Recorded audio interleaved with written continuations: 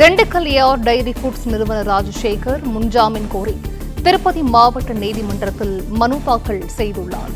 கூடுதல் விவரங்களை நிர்வாக ஆசிரியர் மகாலிங்கம் வழங்க கேட்கலாம். மகாலிங்கம் வணக்கம். இது குறித்தான முழு விவரங்களை பதிவு செய்யலாம். வணக்கம். திருப்பதி ஏழுமலையான் கோயிலுக்கு கலப்பட நெய் அனுப்பிய விவகாரத்தில் திண்டுக்கல்லை சேர்ந்த ஏஆர் டைரி நிறுவனத்தின் மீது 10 பிரிவுகளில் திருப்பதி போலீசார் வழக்கு பதிவு செய்திருக்கிறார்கள். தொடர்ந்து இந்த வழக்கு விசாரணை என்பது சிறப்பு புலனாய்வு குழுவிற்கு மாற்றப்பட்டு கலப்படம் குறித்து தீவிரமாக விசாரணை மேற்கொள்ளப்பட்டு வருகிறது. இந்த நிலையில் திண்டுக்கல் ஏஆர் டைரி ஃபுட்ஸ் நிறுவனர் ராஜசேகர் மற்றும் அவரது தரப்பினர் முன்ஜாமீன் கோரி திருப்பதி மாவட்ட நீதிமன்றத்தில் மனு தாக்கல் செய்திருப்பதாக தகவல் வெளியாயிருக்கிறது.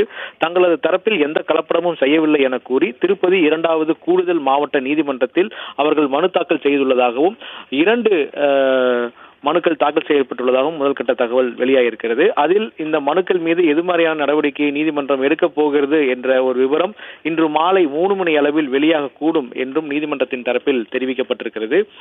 ஏற்கனவே இன்று காலை 2வது நாளாக லட்டு தயாரிக்கும் ஏழுமலையான் கோயிலுடைய லட்டு தயாரிக்கும் இடங்களில் சிறப்பு புலனாய்வு குழு அதிகாரிகள் தொடர்ந்து விசாரணை மேற்கொண்டு வருகிறார்கள். அதே போல கலப்பட நெய்யை திண்டுக்கல்லை சேர்ந்த ஏஆர் டைரி நிறுவனம் தான் அனுப்பியிருக்கிறது என்ற ஆய்வறிக்கையில் போலீசார் உறுதி செய்திருப்பதாகவும் தற்போது தகவல் வெளியாகிருக்கிறது. இந்த நிலையில் ஏஆர் ஃபுட்ஸ் நிறுவனர் மற்றும் அவரது தரப்பினர் முன்ஜாமீன் கேட்டு மனு தாக்கல் செய்திருக்கிறார்கள்.